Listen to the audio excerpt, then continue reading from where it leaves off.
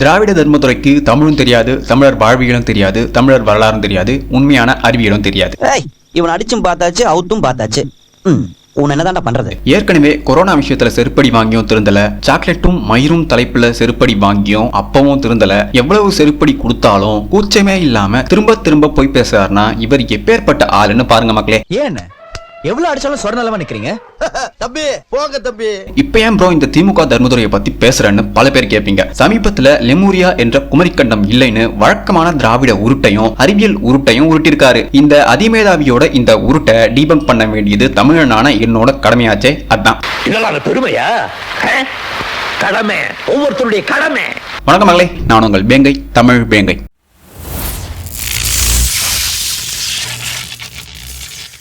ஏற்கனவே தர்மதுரையை பொலக்கடிச்சு விளக்கேத்தின பல வீடியோஸை நான் போட்டிருக்கேன். பார்க்காதவங்க பாத்துருங்க. அறிவியல் பேசுறேன், அறிவியலை மட்டுமே பேசுறேன்னு வழக்கமான டாபிக்ல பேசி தன்னோட சப்ஸ்கிரைபர்ஸை ஏமாத்தாம தேவையில்லாத தலைப்பான குமரிக்கண்டம் பத்தி ஏன் பேசணும்?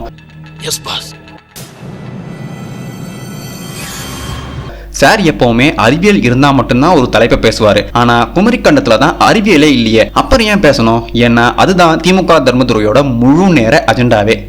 ஊருக்குள்ள இப்படித்தான் சொல்லிக்கிட்டு தெரியா? சரி, தர்மதுரை அறிவா பேசுவாருன்னு பார்த்தா 10 வருஷத்துக்கு முன்னாடி சொன்ன அதே கதையவே திரும்பவும் உருட்டி வச்சிருக்காரு. நிலப்பரப்பாக ஒரு கண்டமாக குமரி கண்டம், லெமூரியா கான்டினென்ட் அப்படிங்கிறது மேப்ல வரையப்படுது. இப்படி எந்த ஒரு ஆதாரமும் இல்லாம வெறும் ஹைபோதேசிஸ் லெவல்லே வந்து அந்த பெரிய மரம் அதே மரமா? சார் இந்த வீடியோவோட ரெஃபரன்ஸ் எதுல இருந்து எடுத்தாருன்னு பாத்தீங்கன்னா குமரி நில நீட்சி புத்தகத்துல இருந்து எடுத்திருக்காரு. இந்த புத்தகத்துல அப்படி என்னதான் இருக்குன்னு பாத்தீங்கன்னா, என்னடா உள்ள ஒண்ணுமே இல்ல. அவ்வளவுதான். 2002ல வந்த இந்த குப்பைய 2025ல வியாபாரம் பண்ற வேலையை பார்த்திருக்காரு இந்த தர்மதுரை மகான். எனக்கு விளக்கம் சொல்லணும். இத படிச்சு பாத்தியா? என்னடா புத்தலாட்டது?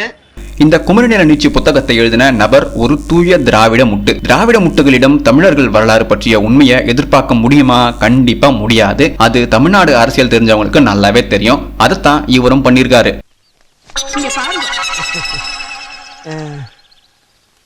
அப்படி பிலிப்ஸ் கிளாட்லர் அப்படின்னு சொல்லக்கூடியவர் வந்து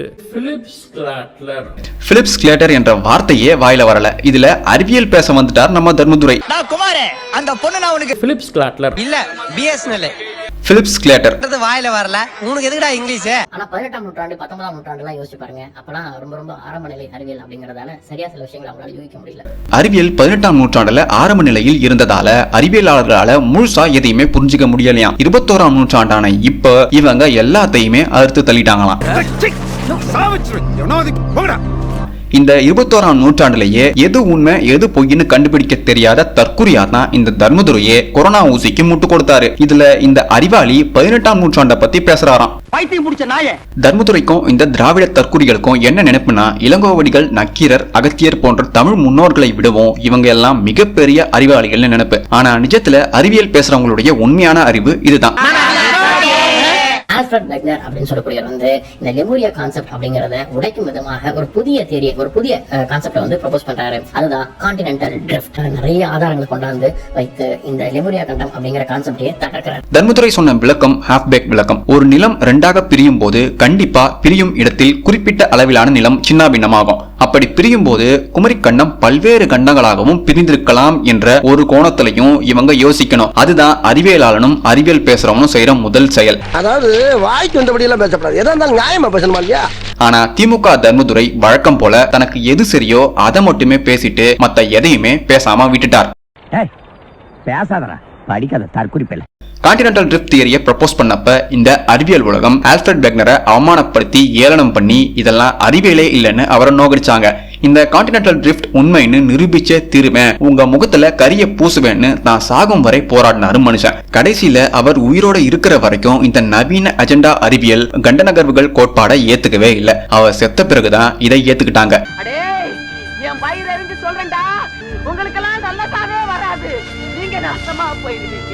இதுதான் இந்த நவீன அறிவியலின் லட்சணம் மக்களே. கடல் கடியில் இருக்கக்கூடிய பரப்பை வந்து நம்ம மேப் பண்ணிட்டோம், எங்க அதிகமான மேடு இருக்கு, எங்க பள்ளம் இருக்கு. அப்போ உண்மையிலேயே இந்திய பெருங்கடல்ல இந்த லெமூரியா கான்டினென்ட் அப்படின்னு ஒன்று இல்லையா அப்படின்னு கேட்டா ஆதாரங்கள் எதுவும் கிடைக்கல. மேத்தமெட்ரிக் சர்வே ரிப்போர்ட்ஸ்ல அப்படி எதுவுமே இருந்ததுக்கான எவிடன்ஸ் இல்ல.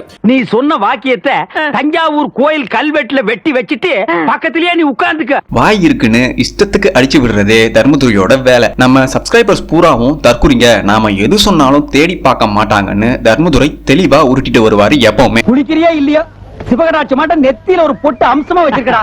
ஆனா இந்த மாதிரி வேலை செய்யறவங்க எல்லாம் இப்படித்தான் இருப்பாங்க. நான் பல வீடியோஸா சொல்லிட்டேன், இப்பவும் சொல்றேன். இந்த பூமியை சூழ்ந்துள்ள இவ்வளவு பெரிய கடலை 5% தான் இப்ப வரைக்கும் மேப்பிங் பண்ணிருக்கோம். இன்னும் ஆராயப்படாத 95% கடற்பரப்பை ஆராய வேண்டி இருக்கு. அதுக்குள்ள இந்த தற்குறி தர்மதுரை முந்திக்கிட்டு வந்து பாத்தீங்களா குமரிக்கண்டம் இல்லைன்னு டீபங்க் பண்ணிட்டேன், அதனால தமிழ் இலக்கியம் சொல்றது கற்பனைன்னு இன்டைரக்டா இவர் திணிக்கிறாராம். இந்த தற்குறி கொரோனா ஊசி போடுங்க எதுவும் ஆகாதுன்னு சொன்னாரு. அதே தற்குறி கிட்ட ஊசி தயாரிச்ச நிறுவனமே அதுல ஆபத்து இருக்குன்னு சொல்றாங்க. நீங்க மட்டும் ஏன் தர்மதுரை உருட்டிட்டு இருக்கீங்கன்னு கேட்டா அதுக்கு முட்டு கொடுத்து வீடியோ போட்டு நான் தான் அறிவாளி, நான் மட்டுமே அறிவாளின்னு சுத்திட்டு இருக்க இந்த தற்குறி கிட்ட இருந்து முதல்ல இவரோட சப்ஸ்கிரைபர்ஸை காப்பாத்தணும், அடுத்து அறிவியலை காப்பாத்தணும். ஒரு பக்கம் தனுஷ்கோடி, மகாபலிபுரம், பூம்புகார் இந்த மாதிரி நிறைய நகரங்களை சொல்லலாம். பிலிப்ஸ் கிளாட்ல சொன்ன மாதிரி மிகப்பெரிய நிலப்பரப்பு மடகாஸ்கர்ல இருந்து இந்தியா ஆஸ்திரேலியா கனெக்ட் பண்ற மாதிரி நெட்ல வரக்கூடிய மிகப்பெரிய அந்த நிலப்பரப்புலாம் இருந்ததான்னு கேட்டீங்கன்னா இல்லை. அதே பழைய உருட்டு கண்டம்னு சொல்ற அளவுக்கு பெருசா எதுவுமே கிடையாது. ஆனா மகாபலிபுரம் சைஸ்ல இருந்திருக்கும், கூவ நதி சைஸ்ல இருந்திருக்கும், அந்த நிலப்பரப்பு தான் கடல்ல மூழ்கி இருக்கும்னு உருட்டுறாரு. தமிழ் வரலாறு தெரியாது, தமிழ் இலக்கியங்கள் எதையும் படிச்சது கிடையாது, தமிழ் அறிவியல்னா என்னன்னே தெரியாது, உலகம் முழுக்க தமிழ் பெயரி பல ஊர்கள் இருக்கிறது சுத்தமா தெரியாது, பண்டைய நாகரிகங்கள் பற்றி ஒண்ணுமே தெரியாது, மனித வரலாற்றின் ஆழமோ சுத்தமா தெரியாது. அப்ப என்ன கூந்தல் ராணி குமரிக்கண்ணை பத்தி பேச வந்தா என்ன சூழா அப்படின்னு சொல்லுவாங்க. கிட்டத்தட்ட 600 அடி உயரம் கொண்டது. ஏதோ ஒரு விண்கல் வந்து கடல்ல விழுந்திருக்கணும். அப்படி விழும்போது ஒரு சுனாமி உண்டாகி பெருங்கடல்ல பர்கல் கிரேட்டர் அப்படின்னு ஒரு பெரிய கிரேட்டர், ஒரு பெரிய பள்ளத்தாக்கு. இதோட காலம் எப்ப அப்படின்னு பார்க்கும்போது தான் சுமார் 5000 to 6000 வருடங்களுக்கு. அப்ப அந்த பீரியட்ல தான் பாத்தீங்கன்னா உலகம் முழுக்க நிறைய இடத்துல வந்து ஒரு பெரிய அலை வந்ததாகவும் பெரிய பிளட் வந்தது, கடல் போர் உண்டானது. சோ அது போல 5000-6000 வருடங்களுக்கு முன்பு தமிழகம் வந்து பாதிக்கப்பட்டிருக்கலாம். பாண்டிய நாட்டுல பாத்தீங்கன்னா முதல் சங்கம், இரண்டாம் சங்கம் இதெல்லாம் பாத்தீங்கன்னா மெல்ல மெல்ல கடல் உள்ள வர வர மேல் தமிழகத்தை நோக்கி வந்தாங்க. சேர சோழர்கள் கூட சண்டை போட்டு இன்னும் கொஞ்சம் இடத்தை பிடிச்சாங்க அப்படிங்கறதா இருக்கு. நான் போட்ட ஏன்ஷியன்ட் அபாகலிப்ஸ் வீடியோஸ் பார்த்தவங்களுக்கும் குமரிக்கண்டம் வீடியோஸ் பார்த்தவங்களுக்கும் நல்லாவே தெரியும் பெருவெள்ள கதை இந்த பூமி முழுக்க உள்ள எல்லா நாகரிகத்திடமும் இருப்பதை நான் விளக்கி இருப்பேன். ஆனா இந்த தர்மதுரை இப்படி ஒரு பெருவெள்ளம் வந்தது பர்கல் கிரேட்டரை உருவாக்கிய எரிகல்லால் தான் உருற்றாரு. அதுவும் இந்த கல் பூமியில் விழுந்தது 6000 வருடங்களுக்கு முன்புதானா. ஆக்சுவலி இந்த பர்கல் கிரேட்டர் என்பதே ஒரு ஹைபோதசிஸ் தான், அதாவது கருதுகோள், அனுமானம், அவ்வளவுதானே தவிர இந்த பர்கல் கிரேட்டர் நிரூபிக்கப்பட்ட விஷயமே கிடையாது. உருட்டு தர்மதுரை சொன்ன இந்த செவ்ரான்ஸ் காற்றால் உருவாகி இருக்கலாம், இல்லனா டெக்டானிக் நகர்வுகளாலும் உருவாகி இருக்கலாம். அதனால இந்த செவ்ரான்ஸ் உருவாகி இருக்க எரிகள் விழுந்து அதனால் உண்டாகிய சுனாமி முக்கிய காரணமாக இருக்க வாய்ப்பே இல்லைன்னு இந்த தர்மதுரை அரைகுறையா உருற்ற அறிவியலே சொல்லிருக்கு. இதுல தம்பி பச்சைக்கிளிக்கு பைக் வாங்கி தர சொல்லிருக்கா? போடலையே. பொதுவா மாடர்ன் சயின்ஸ்க்கு ancient tradition, ancient science, ancient medicine, ancient technology, ancient stories எதையுமே பிடிக்காது. எடுத்த எடுப்புலயே புராணங்கள், பண்டைய கதைகள் எல்லாமே மித், அதுல ஆதாரம் இல்லைன்னு ஒதுக்கிடுவாங்க. அந்த மாதிரி ஒதுக்க நினைச்ச ஒரு விஷயம் தான் குளோபல் ஃப்ளட். உலகம் முழுக்க எப்படிடா எல்லா நாகரிக மக்களும் video call, audio call, satellite message பண்ண மாதிரி பெருவெள்ளம் உலகை அழித்ததை பதிவு செஞ்சிருக்காங்கன்னு மாடர்ன் சயின்ஸ் கோமாளிகளுக்கு ஆர்வம் ஒரு பக்கம், வெறுப்பு ஒரு பக்கம். எப்படியாவது இந்த பெருவெள்ள கதையை டீபங்க் பண்ணணும்னு நினைச்சவங்களுக்கு ஆதரவாகவும் ஆதாரமாகவும் வந்ததுதான் இந்த பர்கல் கிரேட்டர் விஷயம். 4 pieces. It's not enough. What to do? Okay. இதை வச்சுட்டு பெருவெள்ளம் நடந்தது உண்மைதான், ஆனா 4000 வருஷத்துக்கு முன்னாடி தான் நடந்ததுன்னு உருட்டி வச்சிருக்காங்க சில நவீன அறிவியல் கோமாளிகள். அதை பார்த்துட்டு நம்ம தற்குறி தர்மதுரையும் உருட்டி வச்சிருக்காரு. இதுக்கு ஒரு 4 பேர்ட்ட மூத்திரத்தை வாங்கி மடக்கு குடிக்க வேண்டியதானே? தர்மதுரையோட இந்த மொத்த வீடியோவும் ஆதாரமற்ற குப்பைன்னு நிரூபிக்க சங்க இலக்கியத்தோட ஒரே ஒரு ஆதாரம் போதும். உலகத்தில் உள்ள எல்லா நாகரிகமும் ஒரே ஒரு கடற்கோள் பேரழிவை மட்டும்தான் குறிப்புகளில் வச்சிருக்காங்க. ஆனா தமிழினம் மட்டுமே 3 கடற்கோள்கள் நிகழ்ந்ததா பதிவு செஞ்சிருக்காங்க. தற்குறி தர்மதுரை சொன்ன மாதிரி பர்கல் கிரேட்டர் இம்பாக்டால ஒரு கடற்கோள் வந்ததுன்னு வச்சுப்போம். அப்ப சங்க இலக்கியங்களில் குறிப்பிட்டிருக்கும் மீதம் இருக்கும் 2 கடற்கோள்கள் எப்ப வந்ததுன்னு இந்த தற்குறி சொல்வாரா? வாயிருக்கு நிறைய சப்ஸ்கிரைபர்ஸ் இருக்காங்கன்னு இஷ்டத்துக்கு பேசுறது. எவன் நம்மள கேள்வி கேட்பான்? நாம தான் அறிவாளியாச்சேன்ற நினைப்பு வேற. அப்ப நான் பஞ்சாயத்துல ஒண்ணு சொல்லக்கூடாதா? சொல்லக்கூடாதா? சொல்லக்கூடாது. உனக்கு சொல்ல உரிமை கிடையாது. இந்த தற்கொலை தர்மதுரை கிட்ட அறிவியல் ரீதியா நான் சில கேள்விகள் கேட்கிறேன். தன்னை மிகப்பெரிய ஆல்பர்ட் ஐன்ஸ்டீனுடைய பேரன்னு நினைச்சிட்டு வாழ்ற இவர் பதில் சொல்றாரான்னு பார்க்கலாம். இவர் பேசுற நவீன அறிவியல் சொல்லும் வரலாற்றின்படி நாகரிகம் அடைந்த இனமாக முதலில் உருவானது எகிப்து. இந்த எகிப்து நாகரிகத்துடைய காலம் கிமு 6000 வருடங்களுக்கு முற்பட்டதான். ஆனா இங்க இருக்க பிரமிட் மற்றும் ஸ்பிங்ஸ் சிலை உருவாக்கப்பட்ட காலம் கிமு 10,000 ஆண்டுகளுக்கு முற்பட்டதுன்னு உண்மையான அறிவியல் ஆராய்ச்சிகள் சொல்லியிருக்கு. அப்ப கிமு 10,000 வருஷத்துக்கு முன்னாடி இதையெல்லாம் கட்டிய இனம் எந்த இனம்? எகிப்தியர்கள் ஏன் அட்லாண்டிஸ் என்ற பெரிய நிலம் இருந்தது, அதை கடற்கோள் அழித்ததால் அங்கிருந்து வந்த மக்களே எங்களுக்கு நாகரிகத்திற்கான எல்லாத்தையும் கற்றுக் கொடுத்தார்கள்னு சொல்லணும். இந்த விஷயங்கள் எதுவுமே தெரியாத இந்த தற்குறி தர்மதுரை பிரமிடுகள் இறந்து போன அரசர்களின் உடலை அடக்கம் பண்ண உருவாக்கப்பட்ட இடம்னு உளறிட்டு சுத்துறாரு. இந்த மாட்டு மூளையாம் பேசுறதையும் ஐசக் நியூட்டனே வந்து பேசுறதா நினைச்சு நெருப்பு விடுற சப்ஸ்கிரைபர்ஸ் என்ன சொல்றது? தற்கூரி நாயங்களா, ஏன்டா இந்த மாதிரி அநியாயம் பண்றீங்க? இதெல்லாம் தெரியாம நாட்டுல எப்படா வாழ போறீங்க? அடுத்த கேள்வி, கிமு 11,000 ஆண்டு வாக்கில் தான் விவசாயம் தோன்றியதுன்னு மாடர்ன் சயின்ஸ் சொல்லுது. ஆனா எப்படி ஒரே நேரத்துல சைனா, ஆப்பிரிக்கா, சென்ட்ரல் அமெரிக்கா, யூரோப்னு எல்லா இடத்துலயும் விவசாயம் தோன்றுது? ஒருவேளை வீடியோ கால் மூலமா விவசாயம் பண்ண ஆரம்பிச்சிருப்பாங்களோ? விவசாயம் தோன்றியது கிமு 11,000 ஆண்டு வாக்கில் தான். அதன் பிறகு கிமு 6,000 ஆண்டு வாக்கில் தான் கட்டடங்கள், வானியல், அறிவியல் போன்ற அனைத்தும் சேர்ந்த நாகரிகம் முதலில் உருவானதுன்னு மாடர்ன் சயின்ஸ் சொல்லுது. அப்படின்னா கிமு 15,000 ஆண்டுகளுக்கு முற்பட்ட பூம்புகார்ல வாழ்ந்தது யாரு? நாகரிகம் மற்ற ஆடு மாடு மேய்க்கிறவங்களா? கிமு 27,000 ஆண்டுகளுக்கு முற்பட்ட குண்டாங் பட்டாங் பிரமிடை கட்டினது அவதார் பட ஏலியன்ஸா? கிமு 15,000 ஆண்டுகளுக்கு முற்பட்ட கோபாக்லி டெப்பியை கட்டினது திராவிடர் கழக கொத்தடிமைகளா? கிமு 13,000 ஆண்டுகளுக்கு முற்பட்ட கேரஹான் டெப்பையை கட்டினது திருட்டு பய ஆல்பர்ட் ஐன்ஸ்டைனா? கிமு 10,000 ஆண்டுகளுக்கு முற்பட்ட யோனாகுனியை உருவாக்குனது யாரு? இலான் மஸ்கா? இது போல வரலாற்றை மாற்றக்கூடிய ஏகப்பட்ட விஷயங்கள் இருக்கு. ஆனா இதெல்லாம் எதுவுமே தெரியாம தற்குறி தர்மதுரை குமரிக்கண்டம் என்ற ஒன்று இல்லைன்னு இவர் உருட்டுவானா? நாங்க அதை நம்பிடணுமா? கேட்டா இவர் சத்தியத்தின் பிள்ளையா?